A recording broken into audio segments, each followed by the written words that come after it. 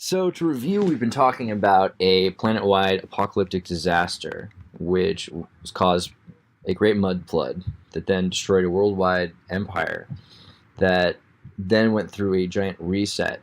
I'm calling it Steampunk for like science, technology, algebra, engineering, mathematics. It was not a renaissance, but a reset. History was hidden and erased in order to hide what had happened. The empire was rebranded to hide, and it wasn't rebuilt. It was here all along. Some of it was demolished even. So let's get into the economy of Tartaria, because what's sort of interesting is this idea that it was an international agreement across many nations, including American Indians, who, by the way, were a confederacy. And when I say confederacy, you kind of intuitively know that they had chiefdoms, but they were literally part of the Confederacy, fought on the South, and kept slaves themselves. So it's an interesting part that we'll get into. So before we get too far in, I just want to talk about taking all of these ideas and tying them together. The first thing you're going to want to do is take all the ideas that you have and just put them away for a minute. It doesn't mean you have to forget them, but you're going to just want to put them in another place. And the best way to do that is to figure out what you know is been taught to you, and then what you can perceive about it with your senses, and replace your preconceptions with your senses.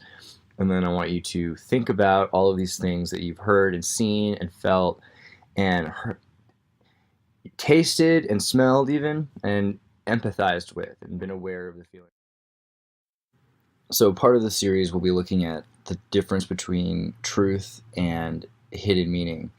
So you might wonder, what's the point of studying history? Because you know already that history is not true about the subject, which it is lying. However, lies invariably are about truth. So we can study these lies and find the deeper meanings. So we're going to look at things like symbols and words, particularly ones that mean pejoratives or negatives that actually have positive connotations.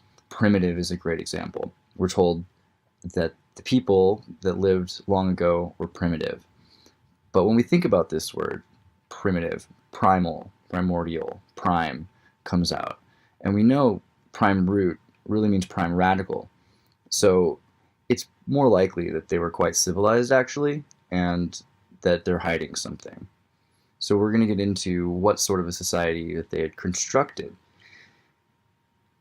Historically, a lot of social contract theory comes to the Magna Carta, although Cyrus's cylinder of Columbus Day 539 BC technically is perhaps more important. The important thing about that also is before Christ. I know we want to say common, but there's a lot of reasons why we should talk about what that word really means. Christ and Messiah mean anointed one, which refer to the Exodus oil made of cannabis that the Therapeutica used to anoint each other during the times of Gnostic Occidental mysticism. So it's interesting that they haven't changed the calendar. They've just sort of changed its name. I mean, go ahead, use another calendar. I did for a long time, switch to the Mayan long count. It's a great calendar. Just write it on your hand every day. But if we're going to use BCE and CE, I think we should describe it differently as before the collapse era and the communist era, which really makes a lot of sense to take the common era and to use iconoclasm to steal the work, change the names, and present some sort of a false history. Anyway, so this idea that the Magna Carta was signed under duress by a tyrannical king who was unfair, an absolute monarch, foolish, and considered ugly, and then the people were saved and their rights were restored to them. This is a false legacy. What really happened is nothing like this. And the reason we know that is because the story tells you about a king who was forced to sign a contract. An agreement must be voluntary. Any forced involuntary contract is essentially non-legally binding. There are exceptions to this rule, of course, but in general, the idea is to know what you have participantly signed a contract of and what the rules are. So let's look at this history slightly differently. King John Plantagenet, who yes, looks not so ugly. In fact, looks a lot like Christ, was threatened upon signature with death if he did not sign, which is sort of an interesting metaphor for our social contracts that we keep to this day. And it is an important thing to remember that efficiency of breach is used to this day. So every contract has a clause, including the Magna Carta. And every contract is based on some sort of uniform commercial code. You can make a contract of your own, but if you don't, it's often assumed that you're using the Uniform Commercial Code. And in the Uniform Commercial Code, it is written that when you accept a benefit, you are obligated to accept the obligations and duties of that contract. For instance, if you eat a fruit in a store, you're expected to pay the price. And these are the agreements that we live for. It's part of relationships, which is a form of symbiosis. And there's many kinds of symbiosis, but essentially the concept is that the union gives strength. There's not just positive or negative symbiosis, but in general, symbiosis makes it possible for many different things to work together to become a larger thing. Sort of like the Siphonosphorae, which is a jellyfish order, actually comprised of 188 species of jellyfish, which could not live independently, but together create an inseparable duo, the body politic. And the human is in fact a body politic as well. This is why we use this term. We are a sea of many species, and the union brings us together into a form of hierarchy, and that complexity of specialization requires us to have a symbiosis. So there are types of symbiosis. Commensalism is a type of symbiosis where neither one is affected. Parasitic symbiosis is where one takes from the other and the other loses in the relationship.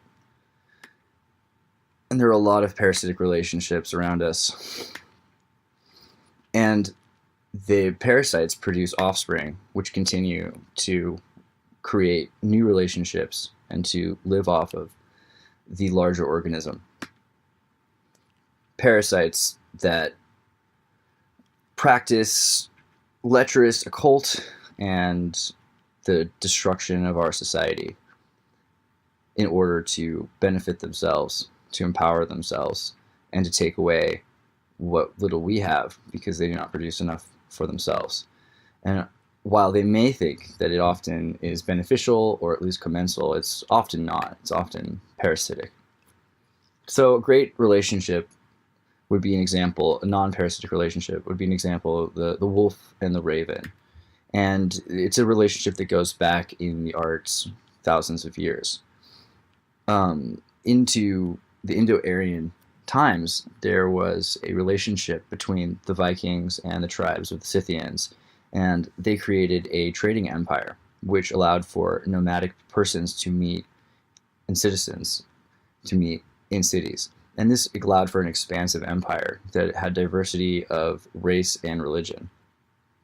So often when people on the internet now are worried about the past, they say, Africa or Egypt or North America or Asia, and sort of exclusively, but we know that we were all connected at one point and that there was some sort of symbiosis. So looking around the planet, there are the ruins of all of these great civilizations. There's these temples everywhere, and there are words and symbols which have been obscured but still leave remnants. For instance, Tartarian has the Tauri and Aryan in the title. Also in the etymologue, we're looking at words like territory, tariff, trade, barter, tartan. Just using your vocabulary, you can find a lot of words that are rooted in Tartary. And Sanskrit is a great clue for this, because of all the Indo-Aryan languages that are rooted in Sanskrit, we'll find that Hindu languages like Hindi and Germanic languages like German itself have very similar words and terms and alphabets. For instance, in Sanskrit, Mama Nama means my name is, where mein Namen is, my name in German. So it's spread very clearly, and then you can see the differences in pronunciations. For instance, in Spanish, do you like bands? If you like the shoes, the Vans, I remember hearing, because B and V and D and T can often be exchanged. And spelling does matter in ways, because you'd rather be on a desert island with dessert. It also affects the way people speak depending on where they're from. This is how we know about the lisp of the Catalan accent in Barcelona, Spain, because the royal family. But it's not that confusing to see how they were able to spread this language so far. When you look at the planet from a northern projection of the pole, you can see how close these places really are to each other, especially with boats. So carrying this culture across North America, Eurasia, would have been a fast path. And we can see the records of Phoenician letters and Etruscan letters and the Roman, and we see how they came even from Sumerian, from the Tartary. So Kemet, which is one of our oldest records of African culture, it shows this as well. And while it is very clearly a African empire, worships, like the rest of the empires, something greater than themselves. So I'm not going to say it's, extraterrestrial, but there is some sort of sacred geometry that's worth noting. And I think that is a good subject on itself that is worth looking into. I recommend videos by Scott Onstott on the subject. Probably the best word to describe Secrets in Plain Sight, his series on the sacred geometry of reality.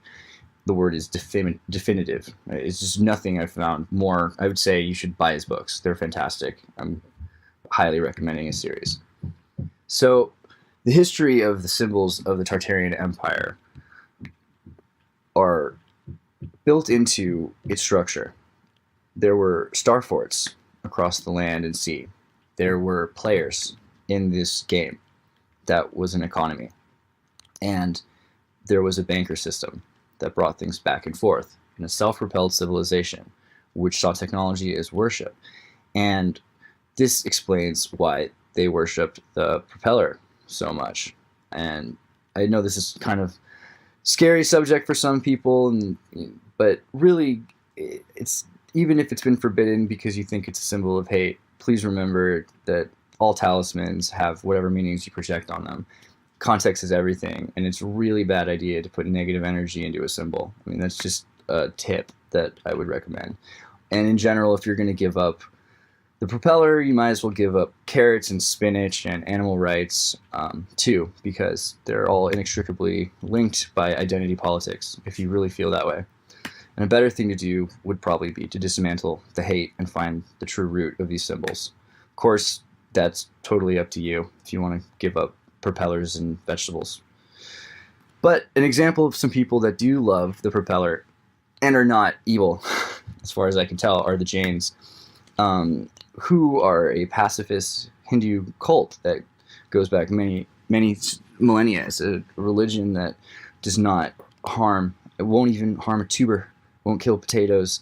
Won't eat roots from under the earth. Will explicitly choose to eat vegetables, blossoms, and not kill the vegetables themselves. It's such an interesting religion, and definitely not one that is associated with hate or murder or supremacy, unless it's the supreme divine individual spirit. But this also shows us that there's this great colorful culture that spanned the world, and that it believed in this self-generating living fractal system, and that these symbols were lucky, and that they were powerful, and not just powerful in an esoteric or an engineering sense, but that those two are essentially the same thing.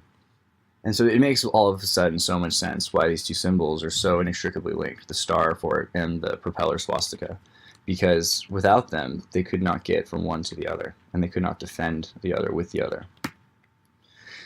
But we're told that these are evil because they're old, and we've gone through an era of iconoclasm, destroying maps, destroying symbols, taking and replacing, often rebranding when possible. A great example, of course, is the symbol of fasces, which is a number of rods bundled together with an axe head at the top. And what is an axe head, right? It's a tool, very clearly a tool. It's not a weapon. It could be a weapon, but it's not. It's a tool that could be used to defend, but it's mainly a beautiful, elegant tool that can be used to craft, to build houses, to make fires, to defend, but mainly it's a tool.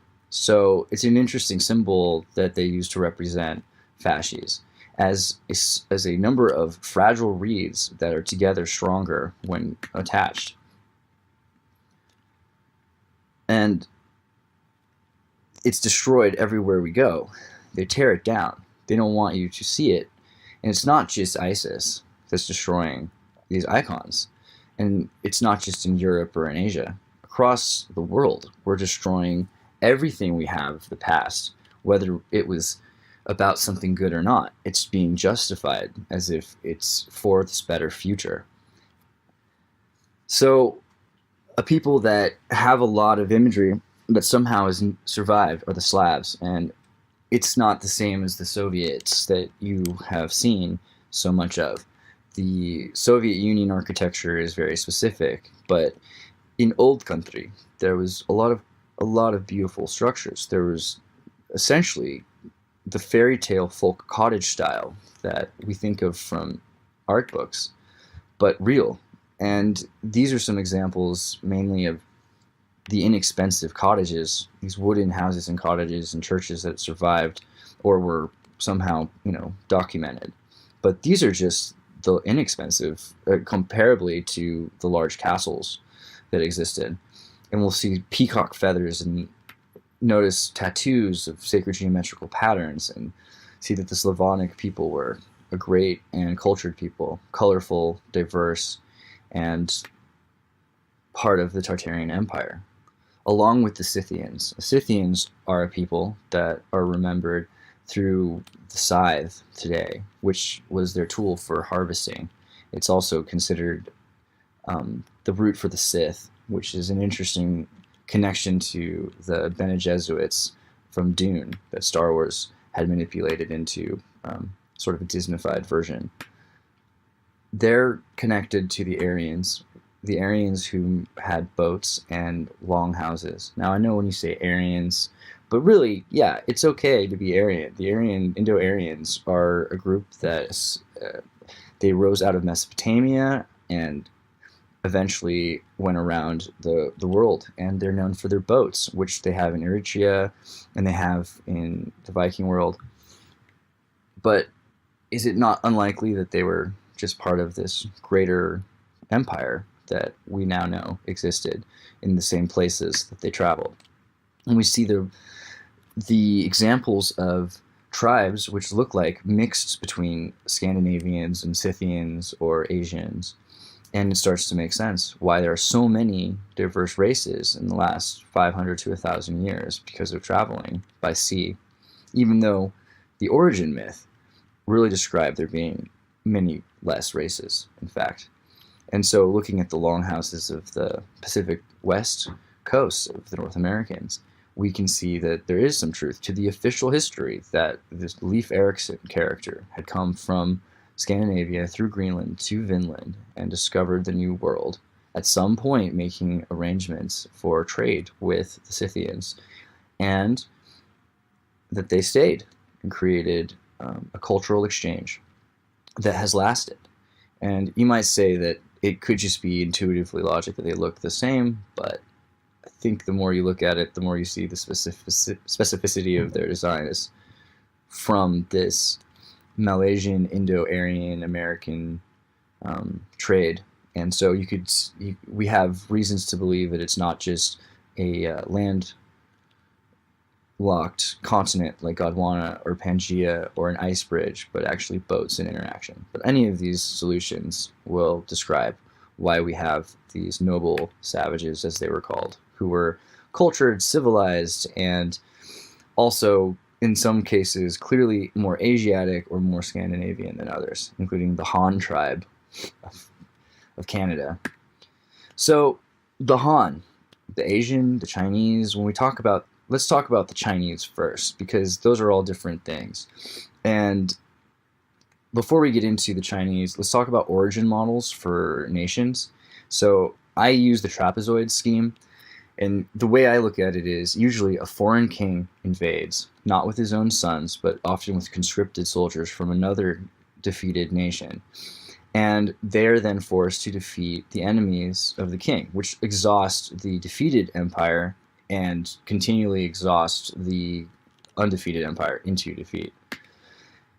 When the nation is defeated, they're conscripted, they're enslaved, they're culturally erased, and they are assimilated into a working class or a soldier class, like the formerly defeated that helped defeat for the king the new nation. And this perpetuates colonialism and also the culture through a system called kyriarchy. And kyriarchy is a system of cross-sectional polarizations that are used to isolate and to antagonize different groups of people into submission to a larger system. So you might consider yourself male or female, but you might be black or white, or you might be Republican or liberal. And each one of these cross sections puts you in a smaller and smaller group where you have less and less advocates from the rest of the identity politic.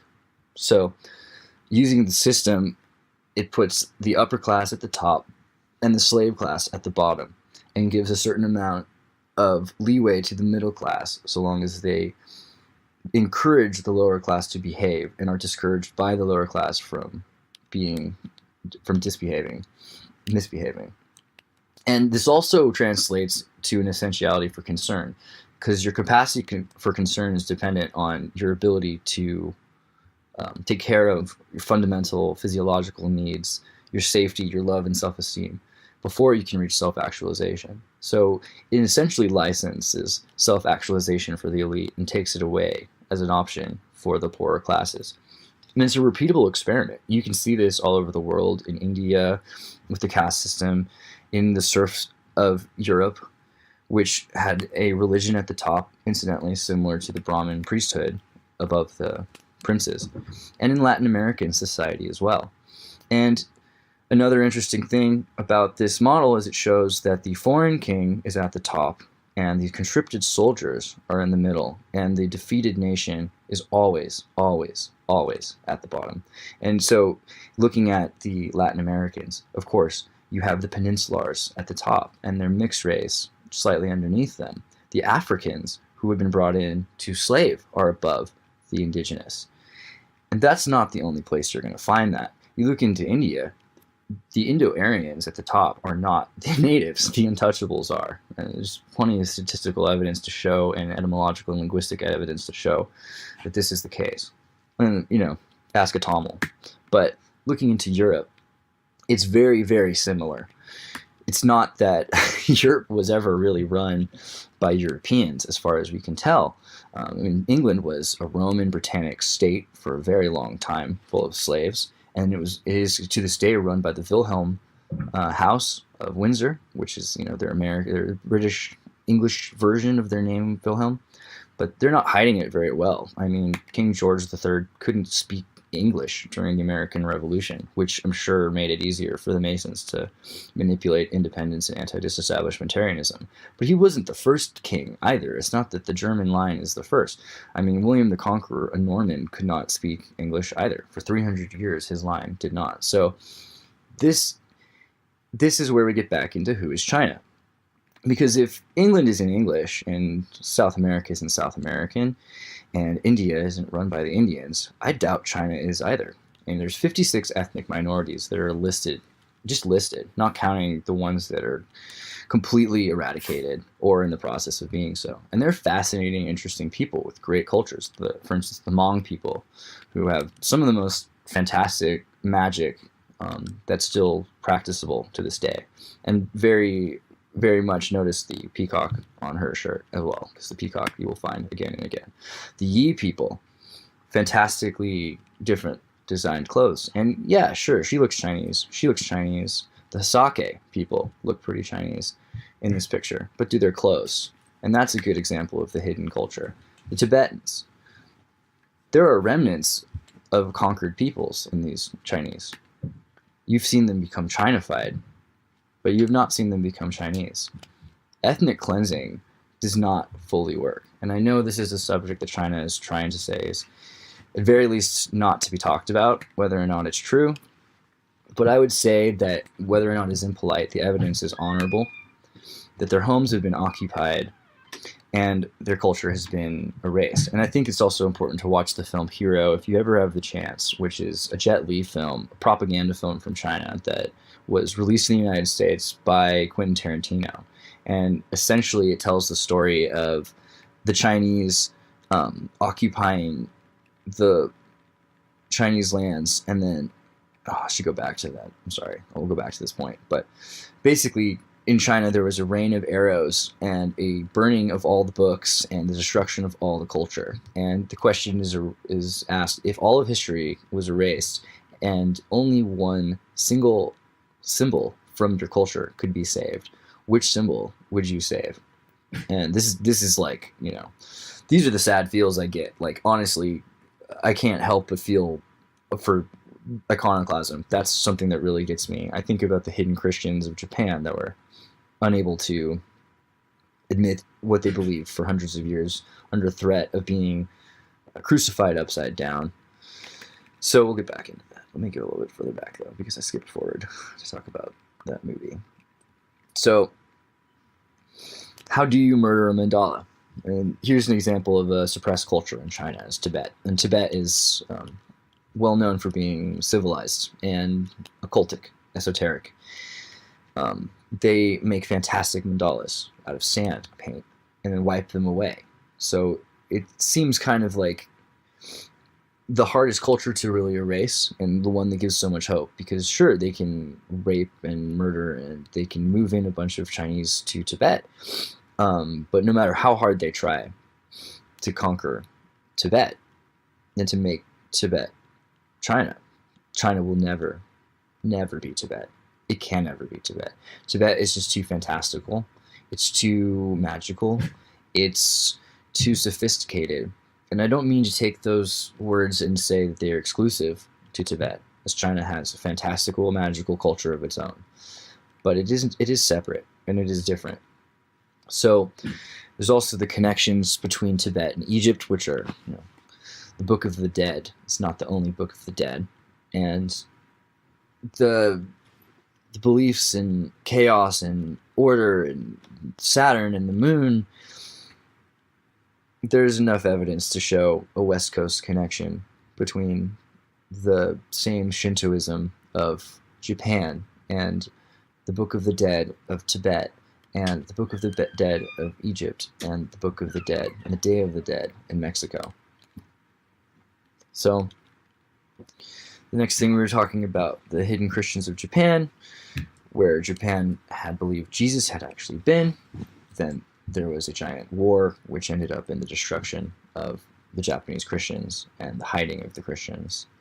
The old ways are remembered. Anyway, these are allegedly the real Chinese.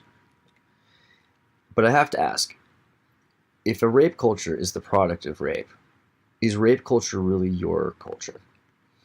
So here's a non-Han Chinese origin story. There's another China, and it's worth knowing that China.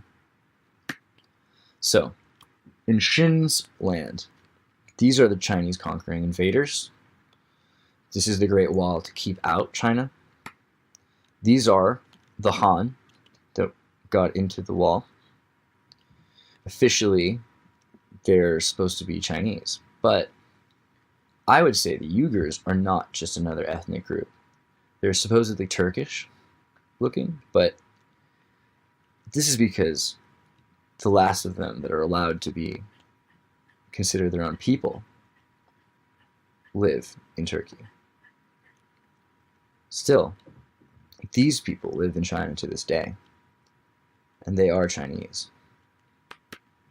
And it makes you think about indigenous people and their cultures being taken from them, and their lands being taken from them, and their assimilation through rape.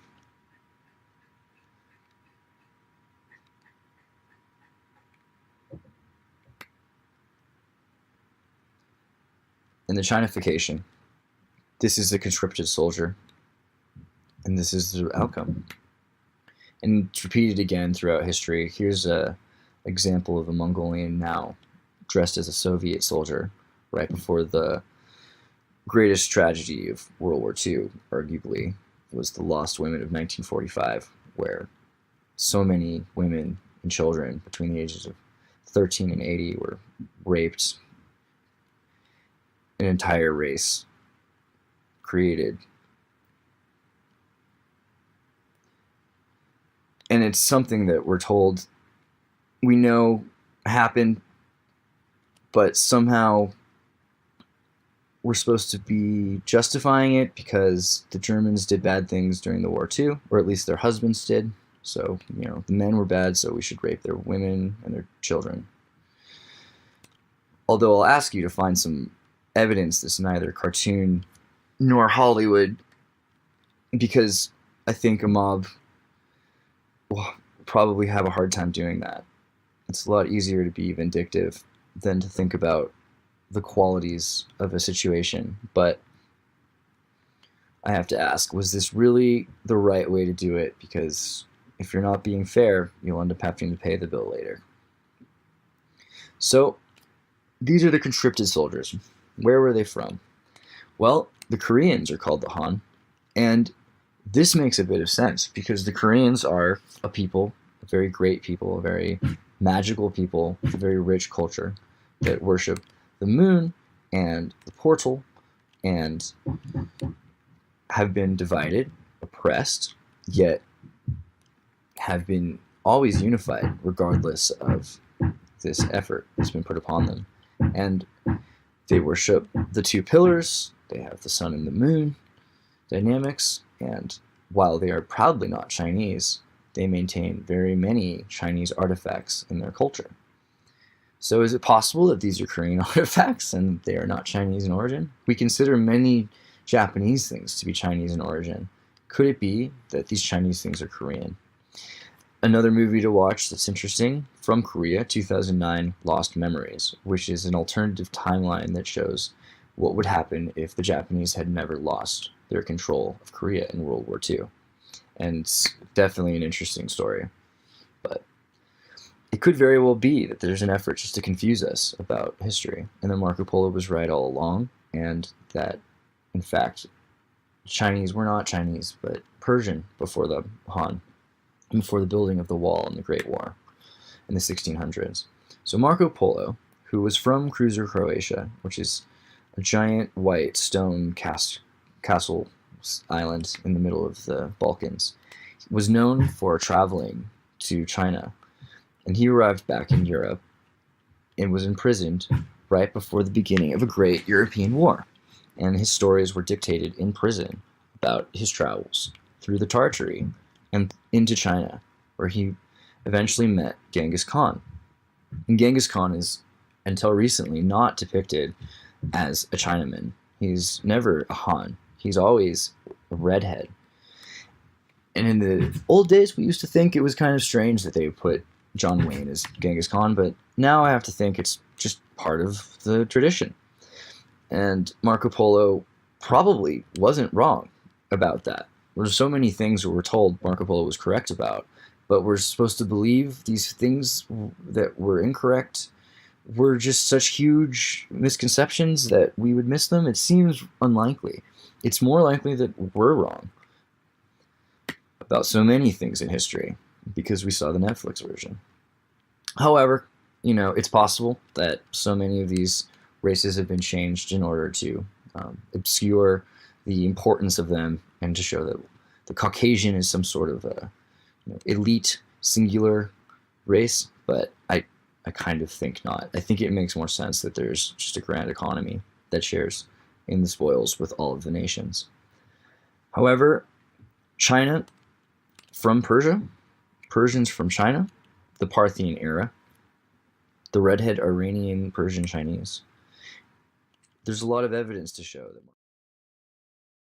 Before we get any deeper into history, I would like to address oppositional pathology and the esoteric sciences, because a lot of what we're talking about is what we see. And the thing about what we see often is how we see it defines what it is. And this a lot of the time comes around the esoteric concepts of archetypes and Carl Jung and Man and His Symbols, which was a book that Carl Jung wrote that basically describes the idea that without God to illuminate our symbols, man is in darkness. And with those symbols, we are able to reflect upon ourselves. It's actually the Sanskrit word guru means to come out of darkness into light. And generally, we have this concept of experts, and the word experts comes from experimenters who have navigated the path and have found their way out of the labyrinth, or at least have led us to the end results that they have found, which are the walls, the brick walls that they've not been able to escape. But if you look closer yourself and experiment, sometimes there are ways out of these walls, and these brick walls are actually just doors. And the keys to the buried treasure that are being guarded actually help us escape this system that we've been entrapped in for so long. It's because perspective and hubris is our perception, and it's a lens that we can share. And it usually starts like this. In the beginning, there's lots of bright, interesting energy, and we break it down. Patterns start to emerge. Often, and usually, we are taught which identities of patterns to notice from people that we trust. And when we start to see them open up, logos begin to form at what we call the delta point. And when the logos enter the psyche, then they became relationships in our youth. And we call this point the developmental psychology. Like, psychology is just the measurement of the symbols and the metrics in our minds and their use. In school, we're supposed to trust our leaders and our educators to teach us how to think and what behaviors are acceptable. And we're supposed to know that they're reliable sources. But if it turns out they're not, then we're supposed to rely on our own experiments in order that we don't become skewed and lose all credibility and faith in something greater than the heretics who've misrepresented and betrayed us and the subject itself that they have lied about. So we'll talk about chemistry later, but I want to introduce this quote from Yale chemist Professor Michael McBride. Science is the belief in the ignorance of experts, right? And again, experts are experimenters. So science is more than just existential allegory. It's experimentation, very, very much so. It's important that you be able to test something yourself. And at a point when people tell you that they are so well versed in experimentation that you don't need to, or that you can't experiment and try these experiments and become an expertise yourself, that might be, for lack of a better conspiracy, just because of conformational bias, is what I call it, because they want you to confirm and then conform both yourself and others to an agenda shifting pattern. And this is what scientists are taught to believe from a very early age is acceptable, because they know once they reach the point of no return that beyond the Socratic method of deductions that can be made through perceptions, and that there's only a range of consistent predictability. And beyond that range is the philosophy of empiricism and empirical observations, which is essentially a cult of perception.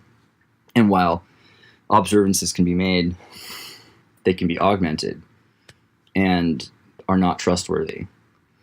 So science falls into a philosophy of trust in illusions and a distrust in your own observations, which scientists have already been well informed that there are many ways to see things, and that right and wrong are merely points of view, and truth ranges between the pillars of falsity. So it's more important to see the bigger picture.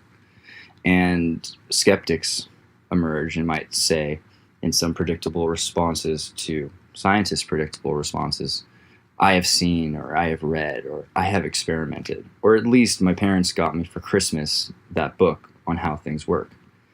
And the greatest threat to this conspiracy is someone getting their child a crystal radio kit and then putting it together and learning how things work, and then saying that they can see right through it, that they see a system, and in that system they find that there is a code and it's been encoded. And this is actually where we get the word encoded or coding or coders or programmers, because of tapestries which were encoded with programs by code weavers such as Penelope. So another way of looking at things is to say that these are some sort of intellectual fights that are happening for the sake of teaching us how we're supposed to view another perspective. And it's true that we can learn and wrestle with each other's perspectives, or you can be forced to see things a certain way. But if at some point someone tells you to see things that you have not been taught to see, or rather you've been taught not to see, it might seem less believable or hard to handle the truth beyond that range of acceptable belief and perception. This is where we get into this field of Gestalt psychology. And Gestalt is the German word which represents form or shape and perspective of that shape, because there are many ways to look at many shapes, and they're not all wrong. Some of them might not be better than others, but some might be better than others, depending on your values and your needs. So it is everyone's prerogative to try to see things their own way, at least just be able to see them differently and to find the way that is best to see them. And it's often we avoid that perception because we want to keep this rigid paradigm that is safe. But is it really? And where do we get it, right? It's usually something that starts the same way. We are to distrust ourselves. We are to believe we are worth less than ourselves. We are then to trust in these others who are, we believe, better than us and know more than us, because they've gone further in the labyrinth than we have, so we must trust them. So we make an arrangement, an agreement, and imprinting begins, and some sort of perception or perspective or philosophy is imprinted into you forever, and it's hard to remove, and it defines and shapes your pathology and your cognition forever. And it leads to what I call hypnotic reactionaries, where sort of like after MK Ultra, where Nazi scientists had pioneered mind control. And granted, it was an end game of mind control, but what was it really? It was the study of oppositional defiance. It then led to the ability to control the minds through mass hypnosis, which open sesame in the young times of the 60s led to an entire society that believed that they had somehow created or discovered a truth that was their own. And Ginsburg had told them that the electric Kool-Aid acid test and their bus was just a CIA catch and tag and release program. While he wasn't believed, eventually the Freedom of Information Act did prove that that was the case. So there are many examples of important philosophers that wrestled with these subjects using their own senses. However, they did start with educations. Ram Dass, of course, very Ivy League. So it can be questioned, were these found or were they revealed? Also, I felt it important to mention the Grateful Dead. So many people seem to love the Grateful Dead, who used to be called the Warlocks, but they are part of the information campaign led by the American CIA in the 60s. So if you were to not follow your programming, if someone were to tell you that you had been part of MK Ultra or some related information, you were supposed to go insane, go rogue, and a self-destruct sequence would initiate. And there have been examples of agents going rogue and suiciding through bulletproof glass, which should be impossible, but shows what is possible with the mind. And there's a lot of hypnotic reactionaries to this day. You see them every day, everywhere you go, because of the media. And they respond on a level to vibrations and waves that are they precede the understanding of what it is they're upset about. They're simply upset at a level that is hormonal and perhaps radio. But this kind of training creates an entire class of non-playing characters who believe that they are the most diverse. And perhaps this is a perfect word, diversity, because it is the duoverse, the two, unanimity minus one.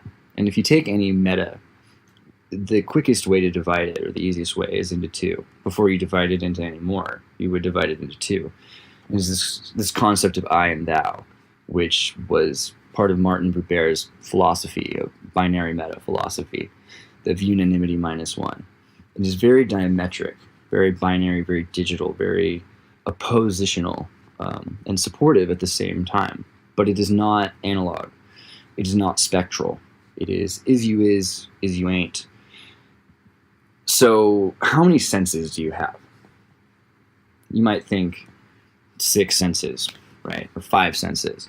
But if you start to think about it, smelling and tasting and feeling, well, even eardrums and eye photonics are all sort of touch-based senses. And if you really think about that, you have one sense, that you're sort of this sea amoeba that is describing different ways of feeling. Remember that electrostatic means that you really can't touch anything, and you probably are making it all up. So you have no sense at all. But we may share one sense, and it's the concept of empathy. The 6th sense, awareness of how others feel, or how an understanding of how others and what others feel.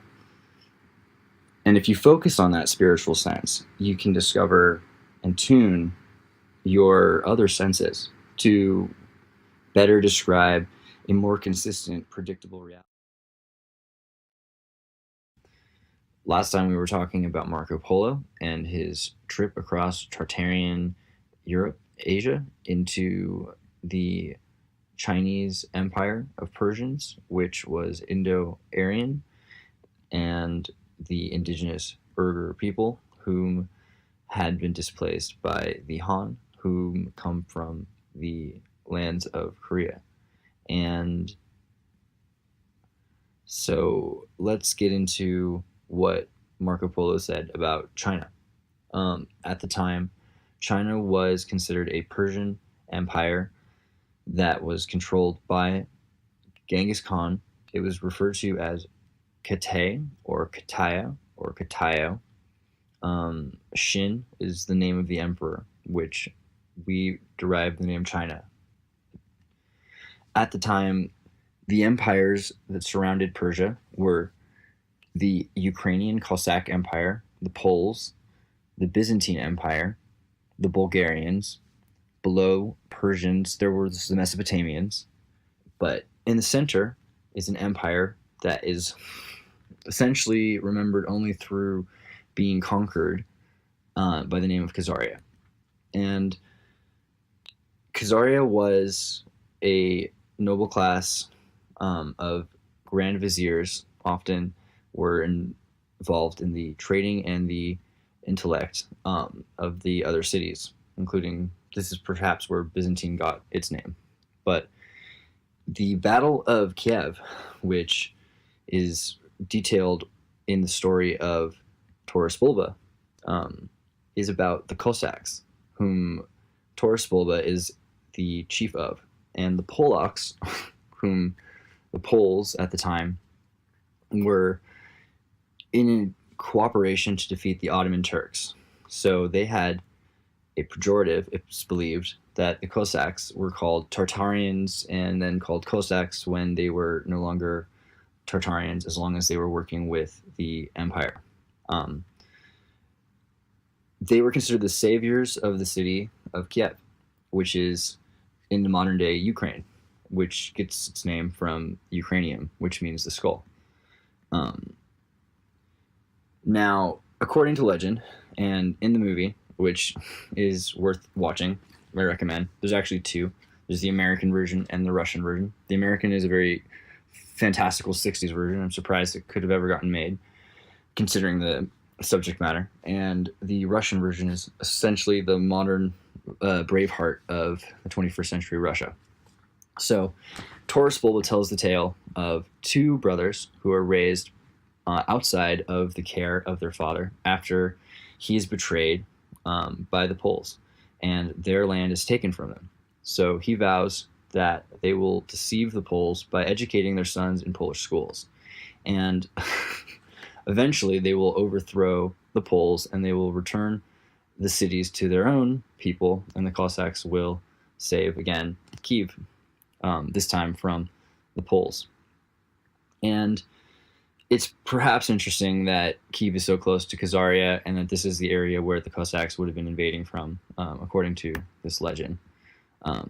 Because the Cossacks, who are considered to be the pogroms of the Russians who destroyed and caused the great emigration into New York of the Jewish people of New York and of Canada, are also from the same place. And there is a correlation etymologically between Khazarian languages, and there is genetic evidence that the Khazarians are the modern Ashkenazi Jewish people. And in fact, it is difficult to find a Sephardic genome in the Ashkenazi.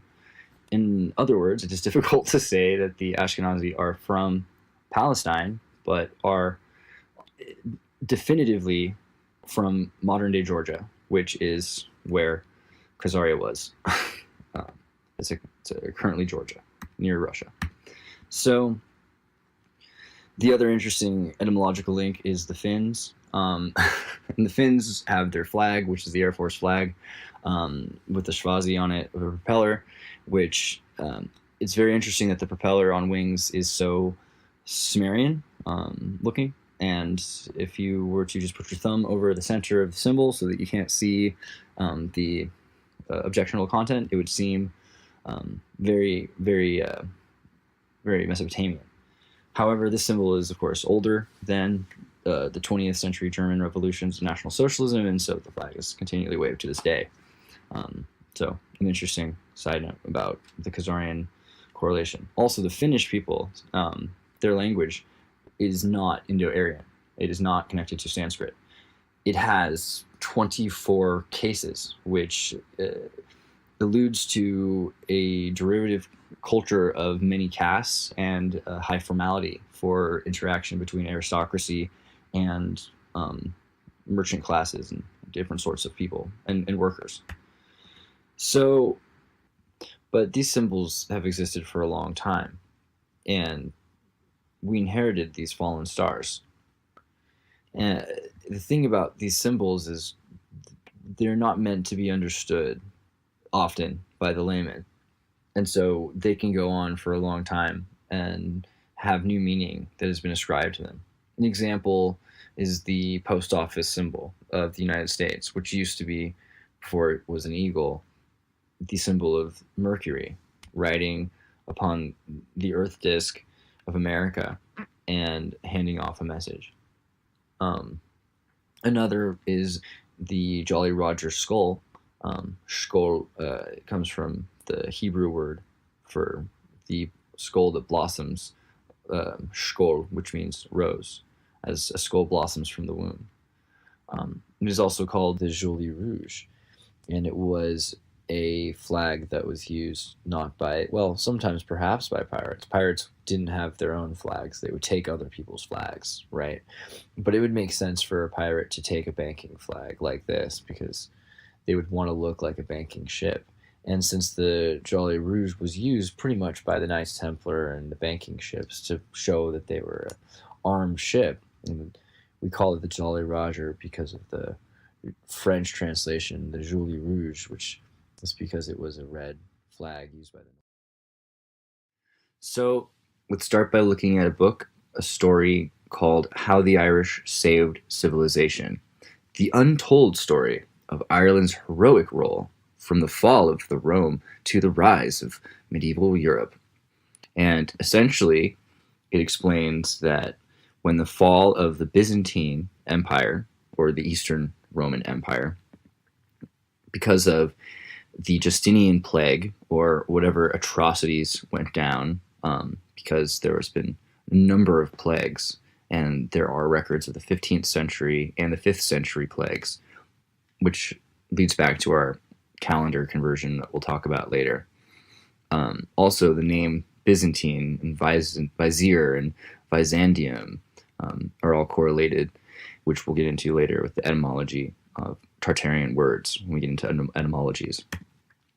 So we're told that these rowboats, after the fall of the Byzantine Empire, brought all sorts of empire property to the west of Europe, where traders and merchants from specifically Ireland, the porters, were able to sell and trade this iconography, and the markets were filled with books from the Byzantine Empire and Rome, which were valued and were collected, and this led to the Renaissance and a rebirth of civilization because of astute learners who were surrounded in information. And this makes a certain amount of sense. We know that the keepers of information are educated, right? And they're better than other people, of course, because they learn things, and that's what it is that makes them so much better. Not. Anyway, so this is the crest of Carl Jung, and this is his family crest, which inspired him as a young boy to study symbols, because he wanted to know what the inherent value of these inherited symbols was that he had been given, and apparently had been correlated with a kingdom and with fantastical legacy of war. And there's a library and a castle, so you want to understand the background. But he ended up creating this, which was his own Carl Jung crest, and you'll see that it retracts the four-cornered flag into a three-layered flag, where there's a line of heaven in between the land, and the land is divided into the four corners and that which grows downwards and upwards, as above so below, which feeds off the sun and the earth, which is the perfect link of the torus.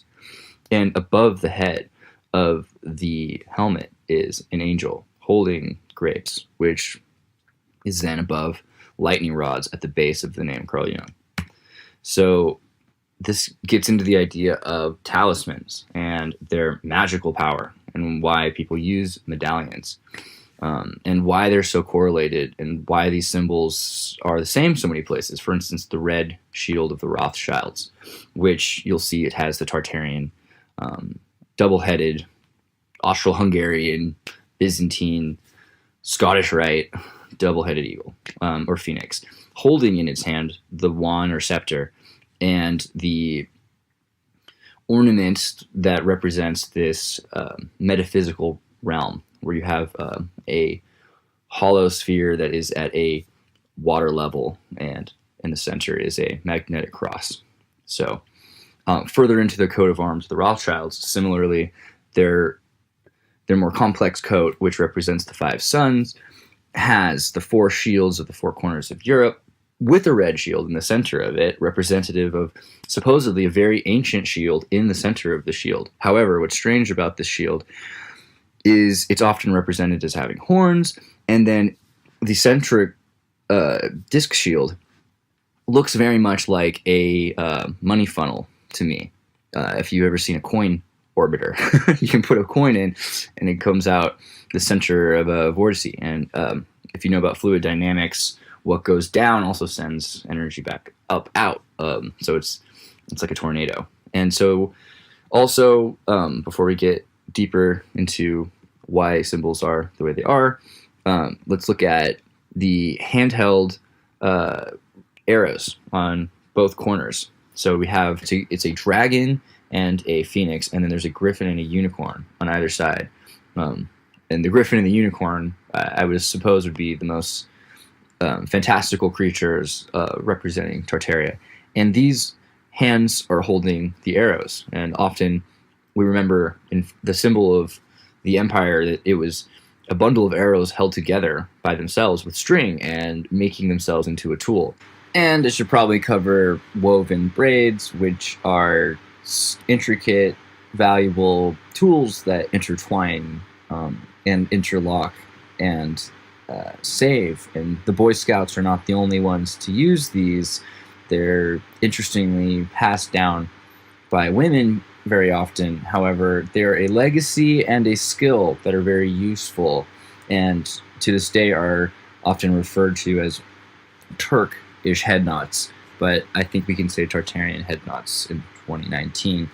So braiding a single rope, very important. Braiding is a very important skill. Here they're being held, and their weapons, they're pointed. They're very clearly for weapons, but they're pointed one down and one at the other, coming down. And the other one is not able to lift it up in time to defend itself. And there are 5 arrows in the hand, and this represents the capital as well as the nations and the kingdoms that are controlled. For instance, the dollar shows the American eagle holding 13 arrows. So shields have important meanings, crests have important meanings, and it goes back very far to the power of a witch named Medea. And Medea is also where we get the word media, medicine, Mediterranean, medallions. There are many more actually that you'll probably think of that I'm not mentioning right now. But Medea was a witch, and she was maybe more of a esoteric occult scientist. And this gets back into the idea of the Chinese, which symbol would they save? Because they would make talismans by taking letters, removing the vowels, and turning the consonants into one symbol forward and backward. And you get a message that is hard to deconstruct, but you know what it means. And I call it encryption. It's sort of like a cryptology mixed into hieroglyphic symbols, because you don't necessarily have a full phoneme anymore, but there is representation of the consonants, which is sort of this inherent logic. If you think about the Kiki and Boba, sometimes straight lines and points like this arrow are thought of almost universally to represent Kiki when they're asked which one is Kiki and Boba, and curves are representative of Boba. So there is some sort of a logic to what sounds represent which symbols. In fact, that's why G and C come from right angles in Sumerian. And then Sumerian, of course, we'll get into later, the phonemes of Tartaria, because the Sumerian alphabet's actually newer than Tartarian. And we have evidence of this. It's not, none of this is like without citation. There will be citation for all of these accusations and claims being made. However, in the meantime, let's look at the idea of the sigil and the crest and the talisman and why it was important to these people that were hiding these meanings from other people, because they did not want everyone to understand them. And so they would set them up in a way that kept them safe to be seen in public and misunderstood. And so it's a form of magic. And a lot of people understand magic. And not everybody likes what they see, although I like the POTUS in this picture because he clearly knows what's going on and he's not too worried about it. But the people on either side of him are, because they can tell he's rocking boats. But there is power in symbolism that is not related necessarily to the observer. The audience might think that it's a mainstream Christian symbol, but the Vesca Pisces with the red cross coming out is Maitreya, or I'm sorry, for now I call him the Christ, but these represent an entirely older religion than what we've been told that they represent. The Vesca Pisces actually represents the two pillars coming together to create a portal. Between the two pillars are the site of God. There is a stage that is set up for worship with an altar, and the top of the pillars are just below God or the architect. And so on the other side, you can see that there are on top of the pillars spheres that are representative of the earth and of the stars. It's the But it's the interior and the exterior. One is supposed to be the north and the south, or as above and so below, or inside or outside of the perspective. And within the two pillars is one portal into truth, because on either side of the portal is not truth. However, that divide falsehoods from the realm of truth. Between them is a center stage that is lit by the architect, between the sun and the moon. Above the pillars are two spheres, representative of the north and the south, or the interior and the exterior, the earth and the space, as inner space and outer space. However, above the pillars, they're able to see not only inside of the realm of the God stage, they're able to see above and out into the realm of falsehoods. It is only when they're able to see what each other are able to see that they're able to see the true light of the architect. And this is the portal, the one portal that is the truth, according to what is truth. Truth is what can be seen by two parties. And the symbol is very old. We see that it's been used for sports. This is an Italian company, Fila, and the Etruscan alphabet is mirror backwards. So we have Aleph is the name of the Hebrew symbol that represents the two pillars, and we'll have a series a bit more on Hebrew geometry, but it also represents the Byzantine bird, because it's the two seers, the two whole seers, and we get the word Holy See from the Vatican's name, from being able to see, from being able to see outside the kingdom. So being able to see inside the grid is the aim of the architect and of a shared lens between the inner space and the outer space. And a view outside the pillars is a special, lucky thing for some, but it's also a curse for others if they want to know what they think of as an absolute truth that is true for both the inner and outer space realm. So the Holy See was responsible for taking a lot of this information. In fact, the Freemasons don't happen for hundreds of years until after the Catholic Church has banished the Jesuits, and the Jesuits have to start their own organization. So the Byzantine symbols became Catholic. And we know that the Catholic Church did not invent this symbolism, but for some reason we seem to attribute them to the Freemasons in the Enlightenment era. But we also know they studied Rosicrucian texts of Hermes, and that these are much older concepts. So it truly was a holy rowing empire that brought themselves to the information and then took the information elsewhere. They were conquest doers that took people, places, and things and shuffled them up. And you could not ever question this, or else you could end up in a lot of trouble. We landed on Plymouth Rock, and not that Plymouth Rock landed on us, as Malcolm X said. But who are we to argue with the finders of the New World and their manifest destiny? Because we would most likely be committed, or worse, considered witches, and that has a worse route to take.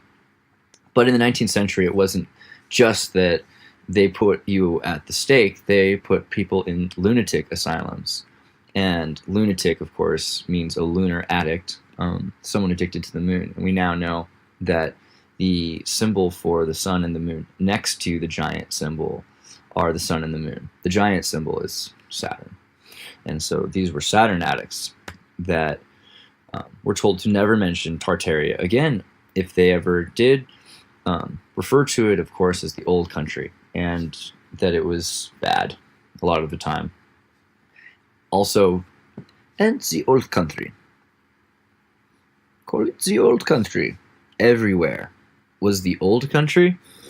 So, in that milieu of global conflict, doesn't matter where you're from, that you experienced, whether it be 260 days worth of asteroidal impacts and earthquakes and comets and devastations that lit up the sky and tore apart epic stone cities across the world, including Caracas and in Chile and in Colombia and in France and in Russia, where there were, by the way, earthquake in Spanish, called terremoto. Also, Krakatoa's Java events, and the annihilation of Moscow, where a stone city was burned to brimstone. And they'll tell you about the wood structures in Russia, and there were wood structures, but that's not a wood bridge. We're just part of some sort of Napoleonic invasion, and that Napoleon was just the super complex guy. And that war with Eurasia, we've always been at war with East Asia, who amongst us can remember what it was like before and what the narration was before the 1790s and 1830s, because it's all been erased. And this gets us into this concept of Paris syndrome, which I thought sounded crazy until I actually went to Paris.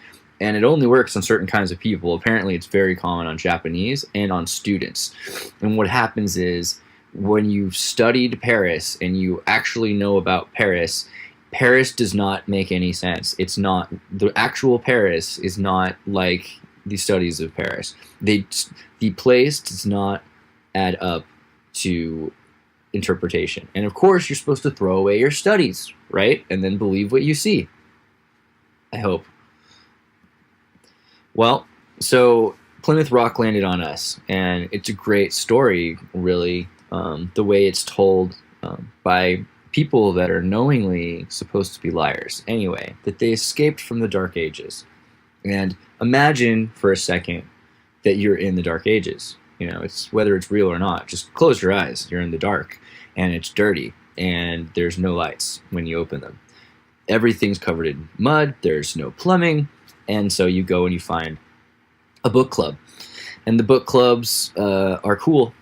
There are men's associations, fraternal lodges that are well lit at night. They're clean, and they have meetups. They have maker spaces. They have a fab lab, tech shops, lodges that are full of information from all over the world, and they're collecting more information all the time. And some of these guys are even making their own works about these works to explain the works that are too old to be understood.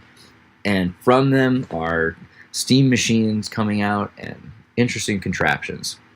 Brilliantly, they rediscovered the secrets of the pyramids. Except, where are all those new pyramids? Except for the Louvre and the glass hollow pyramids, and they're not the same thing. So,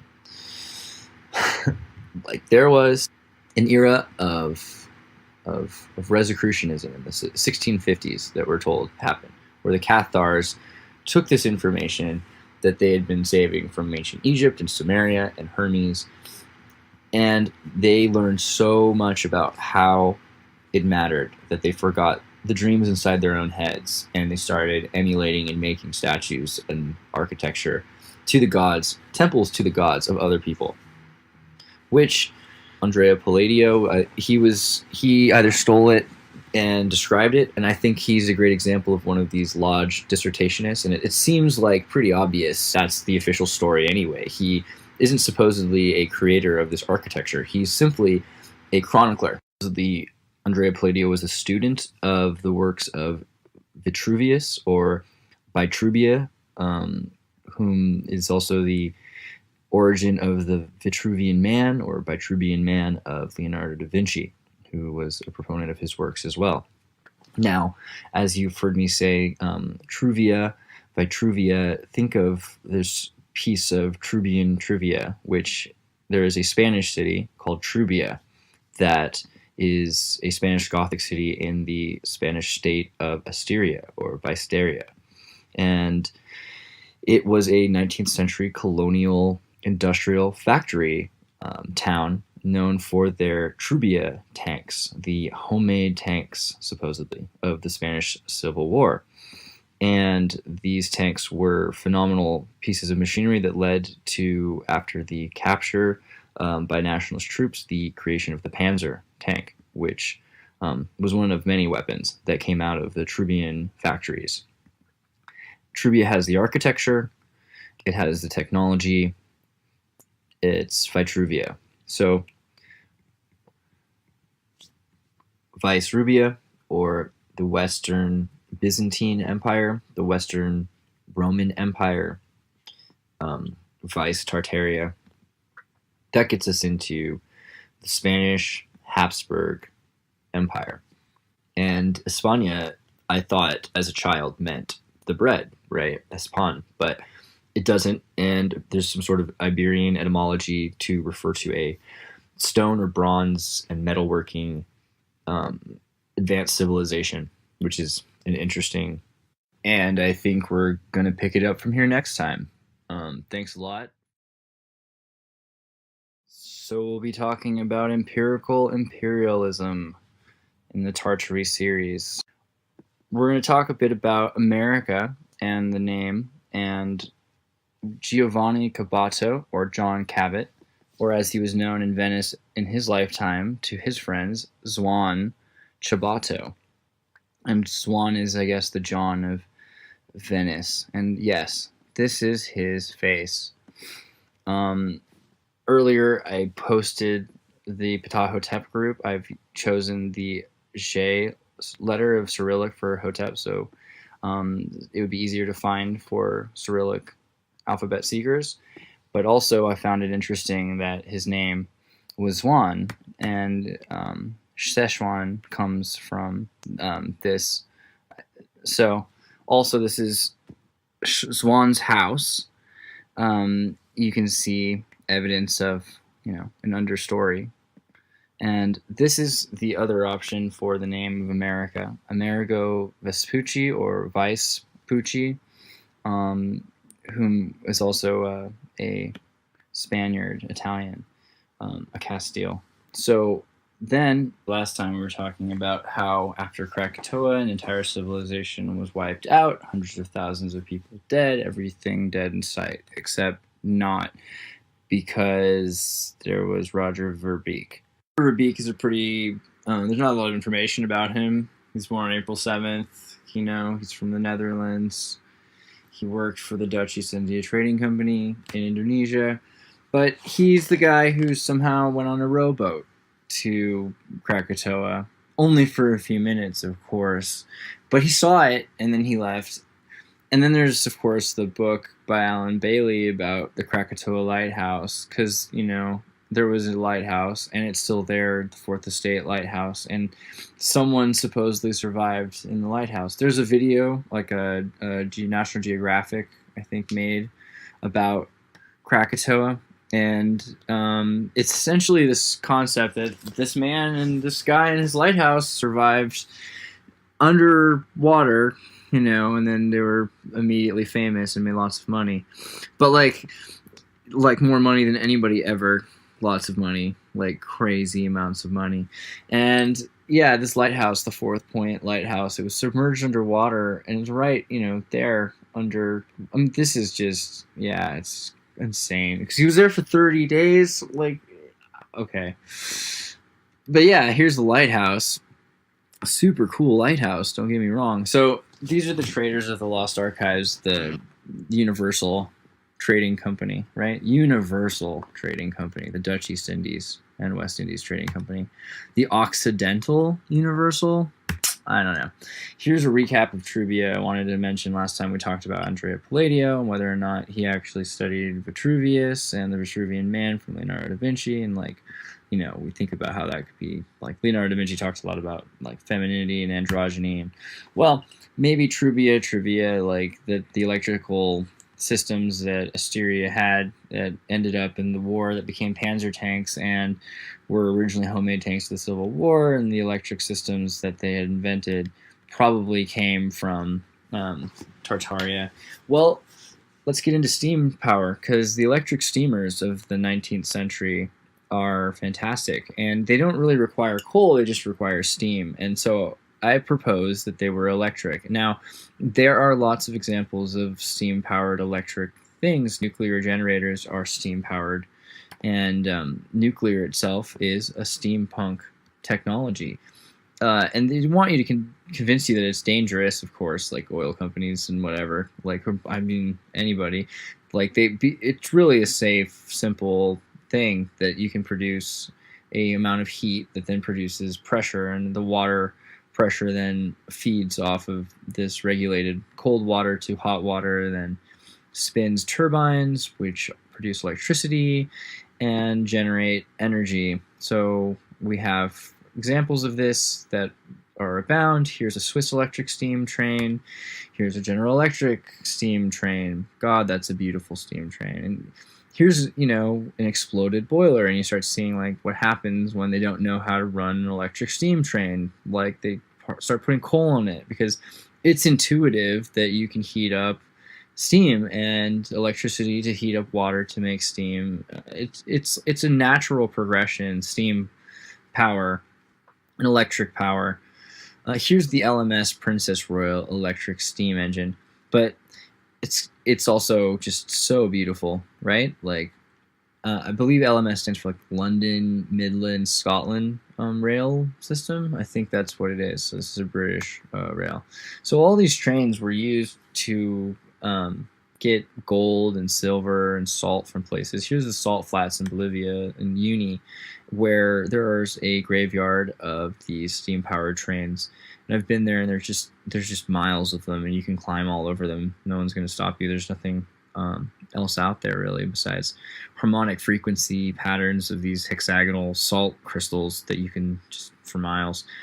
But these trains, right? Like, just look at these beautiful cast iron machines that are just abandoned here, and compare them to the Tribune electric rail systems. So that gets us back into the west of the Red Roman Empire and the Spanish Castile Habsburg Empire, the Hispanic Germanics. And we talked about how Hispania does not mean the bread. It means something in Iberian to the effect of the metal civilization, which makes sense. And Habsburg family, the Bohemian family of Elizabeth Valois, who was, she was Parisian or French, and then her son was Bohemian. Well, France had very little power during this time because of, apparently they probably did. Let's think about Charlemagne slightly differently before he converted to the Roman Empire's Catholicism. I assume France was very powerful. However, it was maybe less global at this time. The Roman Empire also limited in a sense, but you can see where it was strengthened. But the black nobility of Eastern Europe, is separate, and so you can see how the Spanish Habsburg Empire was just huge. Italy is split. North Italy is Germain. South Italy is Spanish Germain. So Germain Spain also is not one place. It's like the United States at best. It's more like Switzerland. You've got people that speak different languages everywhere, though. In the northwest, you've got Galatians. In the northeast, or the center, I guess you could say, you have the Basque state, which is in Spain and in France, and ought to be its own state, really. It is essentially, and it should be. Then there's the Valencia, which, just look how close it is to the Byzantine Empire. And there's just a lot of trade going on at this point with the Moors in the southeast, and there's a route called the Camino de Santiago. An important book to consider is A Song of Ronan, which really compares the Arabs and the Europeans on levels where the poor are with the poor on either side and the rich are with the rich on either side. The Templars and the Ottomans are the same. Here's the DNA of Germanic Italians, and notice the vibrancy of high concentration in the north. Also, the spot, where something happened, and has the RZ36 phenotype is limited in the south, which is another interesting aspect. So it shows that there is a very specifically Germain Italy. And here is the South Germain city. These are Italian Alpine cities. So Italy had at one point been actually where that red begins, and after World War II, when Germany was forced to return lands, everyone had to show the maps. Italy had made false maps that showed they were a much grander sized state than they had been. And even though the people up there still speak German, they're Italians now. So here's some Tartarian architecture. And here's the dominion of the Habsburg family, spread out across Transylvania. At a certain point, the United Empire is just so expansive that it covers all of Spain, but also all of northern Germanic regions such as the Netherlands. The Huguenots are included in this, and the Dutch, which leads to the 80-Year War and the Dutch East Indies Trading Company. And of course, Ferdinand and Isabella, this is an interesting, beautiful Ferdinand and Isabella from the Netherlands, or not Ferdinand and Isabella from Spain, or are they? I mean, supposedly they're not, but something interesting to look into slightly more. I mean, I'm not suggesting they are yet, but that is an interesting correlation, and that they were run out of town for their control of the Netherlands. Also, the Netherlands was considered the land over there that was run by itself. It rather bothered the Spanish Empire. And here was Alexander, the Duke, and he ran the Netherlands. Also notice that Ferdinand is drawn to be kind of a schmuck. I'm not sure a better word. He just doesn't look super assertive. And his wife ends up giving the kingdom keys to her handsome Croatian friend, Christopher Columbus. Also, here's the Habsburg crest, and I think we've gone over this. It's the dragon with the peacock figures. And from 1568 to 1648 in Holland was the war of the 80-Year War, which led to the secession of Holland from Spain. And also in this time was the looting of the churches of Lyon and a great period of iconoclasm. When the churches were looted, the symbols were taken down. This could be an interesting time to look for devastation of Tartaria because of the iconoclasm. I mean, we see the Bildenstorm of 16th century, the building storm, where people just went around tearing things apart and looting statues. And if you go to some of these churches that haven't been looted in certain places, you'll find horned statues of gods that are Athenian in Catholic churches still. So it's clear that these churches were not always, I don't know if it's clear that they were not always religiously Christian, but it's interesting that they presuppose that they were built at a time when they did not understand the Bible, and therefore they had all sorts of symbols for non-biblical and perhaps pagan. Also, Spanish pillaging of gold and the stamping and minting of coinage led to the inflation of gold and its value being worth less than silver. People had enough gold, and they said, all right, I got enough gold. Do you have any silver? I mean, that literally went down at some point, which shows how much gold there was, and also how little gold there was before that. Also interesting is the father of Francois again. So here are some personal seals, and they eventually become representative of the kingdom's wealth itself. And notice the Arabic writing on the backside of the East India coinage, and the fractional rupee of copper coins. Eventually, paper money replaces these coinages, but not until the Dutch East India Company. And it's interesting that Marco Polo talks about paper money before this, but these written receipts really start again with corporatism.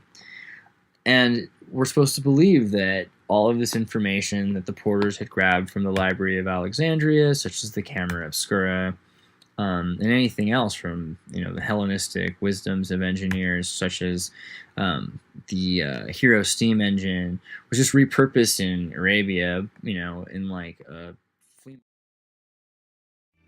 We're going to start a series episode on the Latter-day Saints. I want to quickly read 1 Thessalonians 5:21 through 22. Test everything, hold fast to what is good, and abstain from every form of evil. there's better translations, but it's essentially like, test all things and hold fast to what is good and abstain from everything that is bad, because this is the Kali Yuga and all. And with that, I say try a little bit of LDS and figure out what you feel about it, because it's pretty interesting religion. So with that, a little backstory on Joseph Smith. He was born in 1805. He was charismatic. He was an esotericist with the Jupiter talisman in his pocket when he died. He was a dowser, like his father, who was a well witcher, which is what another word for dowsing is. And if you don't know much about dowsing, it's a way of finding wells by finding water underneath the earth. And it works. I mean, I have seen it work. My grandfather was a well dowser successfully, amongst other things, like working for, he was an engineer also. So perhaps you have to believe. Anyway, he was a good boy, this Joseph Smith, and he was trying to find out from God directly how to be the best and which way was the right way. And God said to start his own fellowship, so he did. Eventually, it led to a religion with a plural marriage system, which led to a lot of controversy about the church itself. I don't really see this as a big controversy. I'm surprised it is, considering, and essentially he had an alpha wife and he had a system. And after the Mormon Wars, there was a lot of widows. So, because there had been a genocide campaign, an extermination at least, of the Latter-day Saints from Missouri. And a brutal war that just killed so many people, women and children even. I've heard quotes that the boys and girls 5 to 10 years old begged not to be shot, and they were told that lice breeds rats, something to that effect.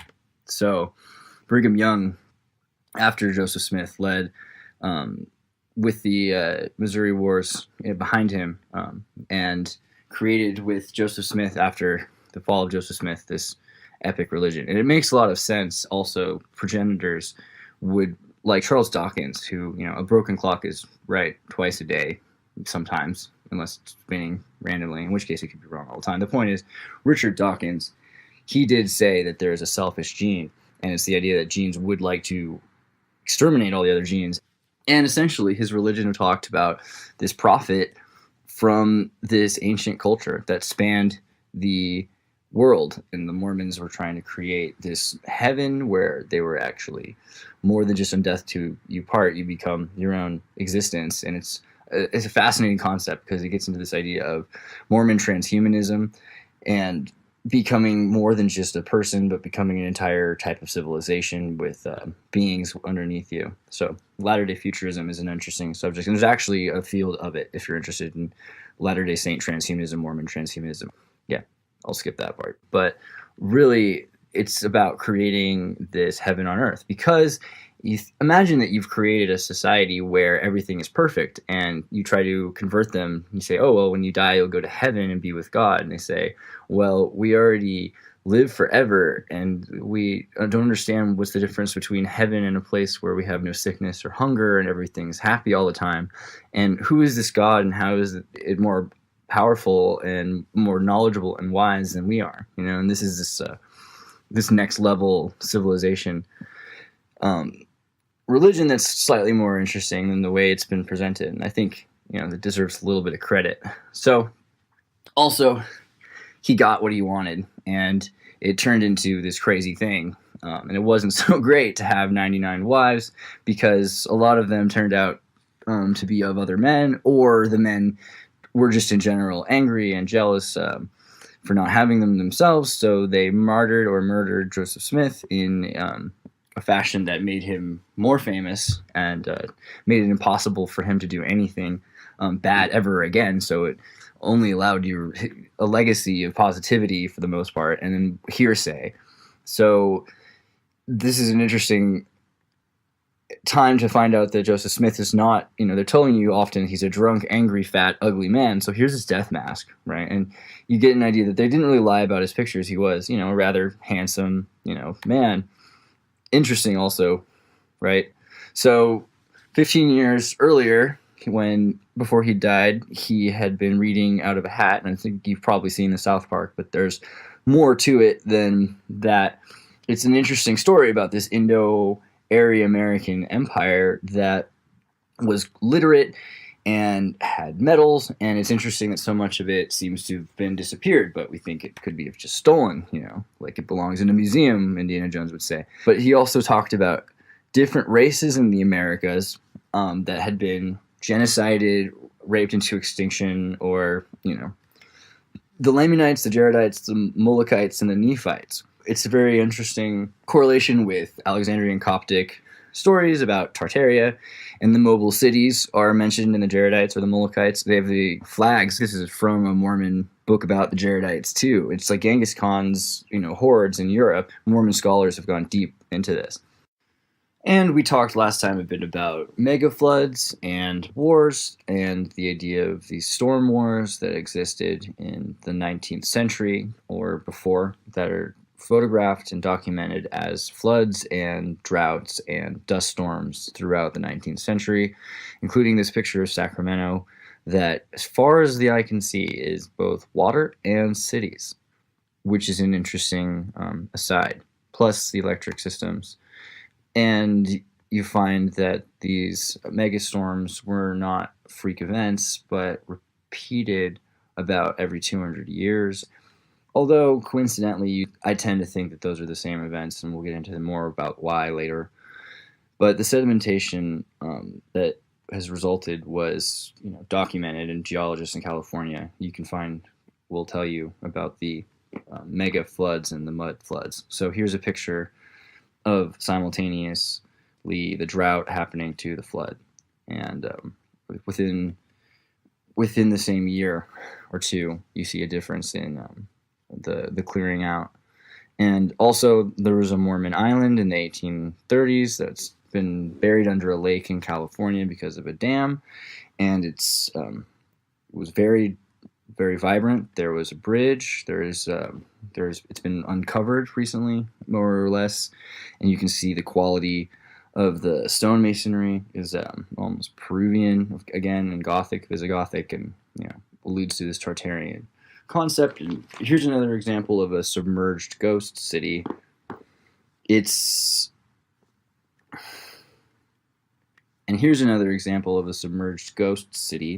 And you'll find these around South America, here in the world, but here's one in Venezuela, in Potosi, where they built a dam in order to essentially hide this church. They had electricity, of course. South America gets most of its electricity from the Paraguayan dam, but Iconoclasm, communist era, right? So we've got the building kind of wiped out, and interestingly enough, it survived, and when it resurfaced, it was still the last thing that lasted, so they tried to blow it up. Seriously, they tried to blow it up with dynamite. This is what's left of it.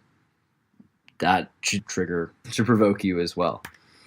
And there's lots of other churches that are, you can look up ghost water churches, underwater churches, submerged cathedrals, and you'll see that they're everywhere. Canada has full cities. This is like in Europe, I think this is in Venice, I forget. Near Venice is an island called Provigilia, and it was, clearly a star fort, and it has arches and architecture, but it was used for the plague and to house and then an insane asylum. So I believe it was a biochemical warfare laboratory at some point, or perhaps it was a medical institution for studying, and things went out of control. But it became a very creepy place for the next few centuries.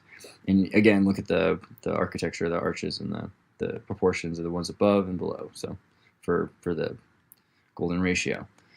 Another island that you should look for, because where in the world is Isla Bermea? It's supposed to be in the Gulf of Mexico. I've heard theories that people say it was made up as a tourist attraction, but I think that that's pretty absurd. It's more likely that the official story from British maps and from Humboldt sailors showed that it disappeared underwater. Either it sank or the water levels rose, and there's a lot of evidence for water levels and land levels rising. So here's a picture of these dust storms that I think we now know were bigger and longer and not we're explained about this dust bowl that happened and people driving with these fancy vehicles that cost $500 across the country to just populate this new world. And you got to wonder about that. Like the Ford vehicles were insanely cheap, and then they just poured out into the streets with them. So who amongst us can remember what really happened? It gets back to, we constantly are asking about how truth is lies, because everyone's lying to some extent. I mean, people will tell you they've seen this stuff, and who are you going to believe, Because basically your options come down to tall tales, and that's about it. And tall tales are interesting in and of itself. If you start looking into the American tall tales, a lot of them come from the 18th, 19th century. You have stories like Pecos Bill, who sends his wife to the moon, and he rides a dust devil, or a vortice, a vortex, a tornado through the plains. And David Crockett, who was born on a mountaintop in Tennessee, predominantly of French Huguenot ancestry. And that gets into the Irish Porter connection because of the porters from Ireland who came bringing the French Huguenots after allied with the British in the war. But Davy Crockett, for all of his eccentric stories, was a real man. David Crockett was a senator. He was considered an amazing hero until he became renowned for his stories. And then he called him a drunk, and they said he was just making up all these fantastic stories, and that there's no way these stories happened during the 19th century, such as there's one, he went to the North Pole because there was a mini ice age, and he restarted the Earth, which had slowed down its spinning from the inside. And he starts the Earth spinning again and heats up, and the Earth begins to rotate again. So you have tall tales, or then you have these sobered surveyors whom you have to trust slightly more, I suppose, than are drunkards. But who are these surveyors? They're the Latter-day Saints, who don't drink, of course, and they're, very hard workers. And they were a godsend, let's say, during the Spanish-American War and in the Civil War. And the U.S. Mormon Battalion March is an infamous long route that was taken as the Mormons went across all of these regions that cover essentially what modern-day mud-flooded areas are, where you can see California's sand, long desert cover. Why would you walk through that desert? And up through the rings, into the lakes, into Mount Zion and around Utah, finding the center of America. And this is the Mormon Capital Battalion Monument in Salt Lake City. And you can see these Sumerian-like stoneworks in front of this Athenian neoclassical Palladio-inspired building that is of Tartarian ancestry. And here's a tunnel under the Mormon churches. There was a sort of golden dragon hidden in here. So there are tunnels underneath the Mormon temples that lead to places, of course. And also, the Mormon genealogy archives are built into tunnels into the sides of mountains. They're military-like fortifications, is the best way to put that. And the Mormon genealogy archives are very important because they baptize in the name of all those who have fallen without the opportunity of knowing the religion and baptizing themselves. So they keep very dense records, and in fact run Ancestry.com. And this is where they keep their archives, in these military-like bunkers embedded into the sides of stone mountains. So it's sort of a fantastic story about this group of people that were supposedly the sobered witnesses and their belief in something that's so much of a tall tale. But is it really? Because there's plenty of evidence of the pale Native American tribes, and the idea is less and less disturbing of Indo-Aryan relations with Scythians in South America and North America. So is it possible that in 1823, when Joseph Smith discovered these golden plates, that they were real? And Joseph Smith preached to the Indians, and many Indians became Latter-day Saints as well, which was very interesting.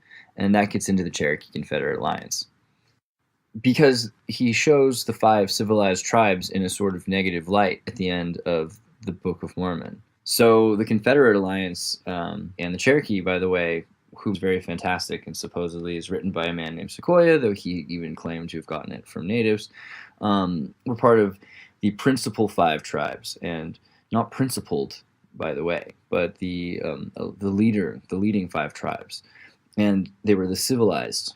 And civilized is an interesting term because these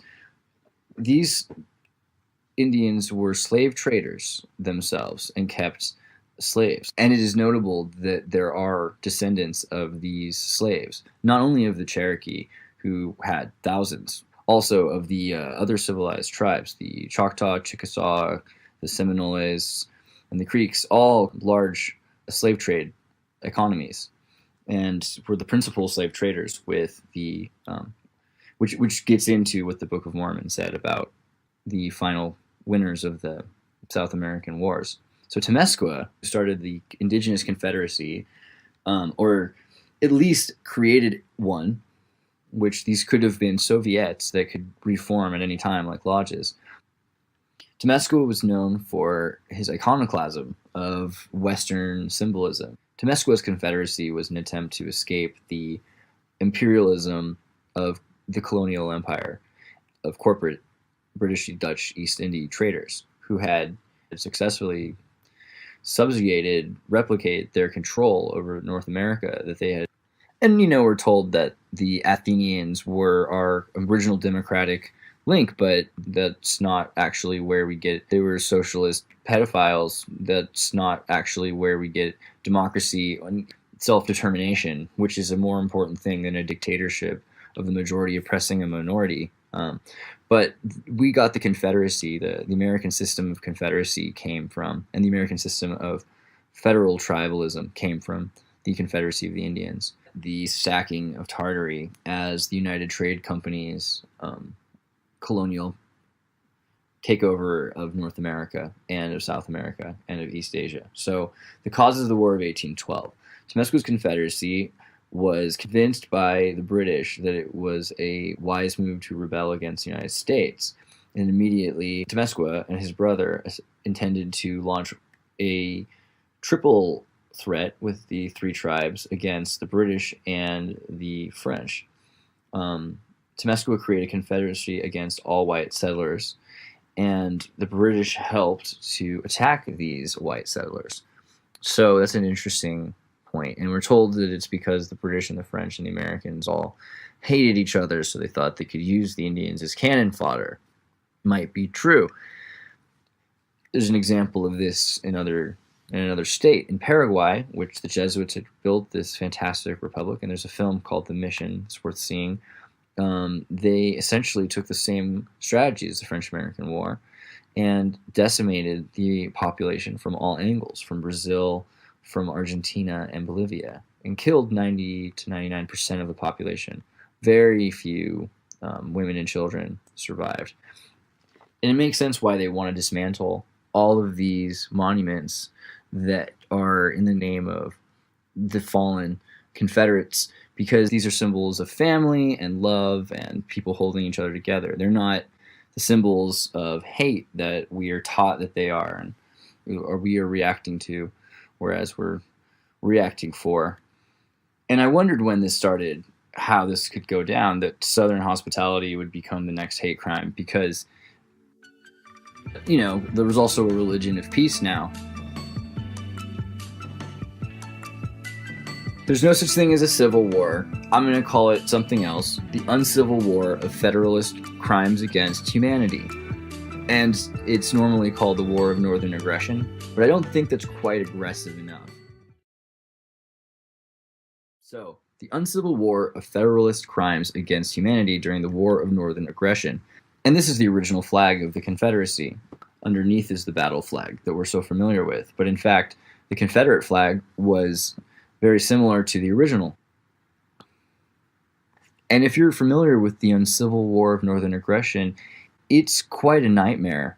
It's essentially the first major war that were demonstrated industrialization of automatic weapons, major explosives like dynamite, more in another video specifically on technology in the Bright Age. All sorts of crazy weapons. Eli Whitney and standardization leads to mass manufacturing, which makes it possible to produce large amounts of these weapons quickly. For some reason, all of these machines that can dig out California gold were digging these trenches by hand. These are the elite forces digging out these trenches, probably more likely an archaeological dig. They can find something. And whether or not Archimedes had models of these weapons or they existed in ancient times, this is the first time in recent memory that media has made news about them for us to see. For instance, the Gatling gun. But I really want to talk a bit about Confederate submarines. They are a fantastic and interesting thing. And there were Yankee submarines as well, at least the Alligator. But after the war, some of the Confederate technology becomes declassified and available to the public, such as H.L. Hunley's submarine. It's a fantastic design. It has a propeller that is spun through the center. Men will spin it sort of like an egg beater or a bicycle. This is the Pioneer in St. John's Bayou. I saw this one. It got stuck on some seaweed or kelp, the propeller unable to pull out of the underwater, and it was unable to detangle. That's at least the story. And that gets into the tunnels and the literal underground railroads, because there were. And I've always heard that, wondering about the underground railroads. And when I was a kid, I asked, was it a real railroad? Some adults will say no. Other ones knew, yes, there were underground railroads and certainly tunnel systems. And they were used to connect to mansions, which then would take them to other locations. In many circumstances, there was a map that connected underground tunnels. Doctors are sawing legs off in shock without any sort of, essentially just robbing women and children of their sons and fathers, taking them down from the potato famine. Drafting it's conscripting men, and they're killing them 20-1 often. Grant says, "Send me more troops," drunkenly, because they get killed a lot. It's okay because every 20 men, they get 20 more men, but there's only so many Southerners. And notice these tunnels. And they didn't just fight around their houses, they fought in their houses often. Like, this was not fought far-flung from where their homes were. They were defending their homes, for some perspective.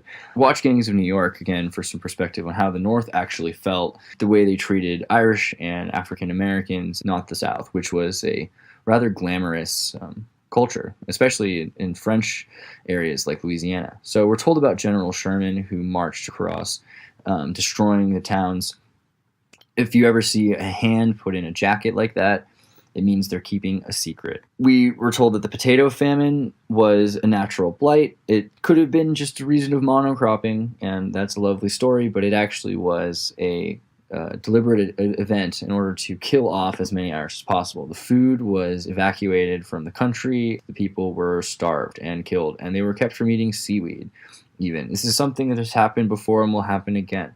One of the examples, of course, is the Holodomor of the Ukraine, which is a tragedy not even describable, but let me try. They took a bunch of kids, they shot them if they picked grain off the ground, they starved them to death while they made them work, and then they took all the wheat and food and sold it. And this is how they emptied the Ukraine. And we'll get into why the Ukraine is so important to this Georgian man, Stalin. So it was a time of starvation and emigration, where men and women and children were sent in mass exodus from their homes across the world.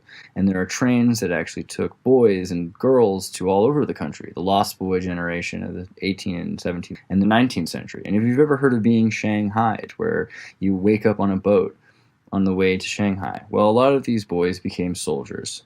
And it didn't always work out well. Here's an example of blast wounds. So these are the kids, by the way, that were... And I bet this guy didn't have a slave. He was one, though. He was an indentured servant. They want you to forget, and the only way to do that is to tear down any physical remnants and any iconography, and to obscure the intention. And the alternative narrative, of course, is that once the Confederacy were a free people, it was the Second War of Independence, and there were a lot of African Americans that fought on the side of the Confederacy and kept their pride into their elderly years. My father's generation were probably the last kids to get to meet Confederate and Yankee soldiers that were still around after the war. But they have a very specific narrative that doesn't really fit with what we're told.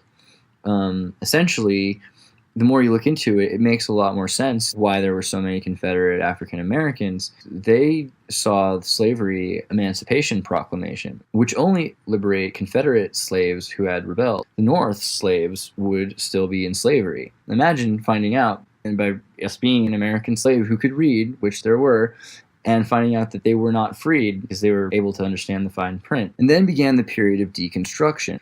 15 years of complete control where there were soldiers guarded on all corners. And simultaneous wars goes on and on around the world. Particularly Franco wars are interesting to look at, such as the Franco-Swedish and the Second French intervention in Mexico, which happens simultaneously to the war in the United States and the Yankees during their martial law occupation of the South. Notice also the Franco uniforms are very similar to the Yankee uniforms, and it can be said that the war may have existed because of the inability to enforce the Monroe Doctrine internationally abroad of the United States. And these are the kids who fought for the Confederacy, just for some more perspective. And you could say that they were just forced to fight, but I'll tell you a little bit about this guy who he died in his backyard defending his sisters in the house, and his last words were home, home, home as he died in the field. It wasn't that he, wanted to fight so much, but that he kind of had to.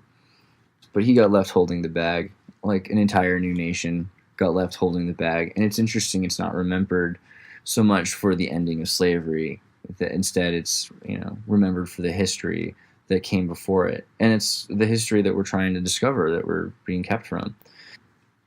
This gets into the idea that once we were free, because when the 13th Amendment mentioned slavery for the first time in the Constitution, it actually defined its use, where it says slavery or involuntary servitude shall exist as a punishment for crime whereof the party shall have been duly convicted within the United States or any place subject to their jurisdiction. Literally legalized slavery. So there's that. Oh yeah, and why is it called slavery again? It comes from Slavic people, from when they were objectified so often it became a verb by the Moorish slavers, Slavers. 12 years a Slav. And the tie comes from Croatia. It's the cravat, a Slavic invention. This is how we do, or how we did, because this is more how we're seen these days, apparently. But I get back to the Paraguay Triple Alliance War, which genocided 90% of the population. But it's very similar that in 1865, and all this is happening simultaneously, remember. Paraguay is having the Triple Alliance War at the exact same time as the uncivil war of northern aggression and wiping out 90% of the populations. And they are literate people then, but that's all the more to the point about Tartaria. So these are some of the remnants of their people. And in the north of Paraguay, in the west, is a place called Philadelphia, where every sign is in German. I've actually been there. There's literally a street called South Hindenburg Avenue. It's just fantastic and interesting that there's not much more than dirt roads everywhere, but these beautiful brick buildings. It's some of the most fantastic, deep basement buildings you're going to find in Paraguay, and perhaps the world. Interesting architecture abound. You can, and you do want.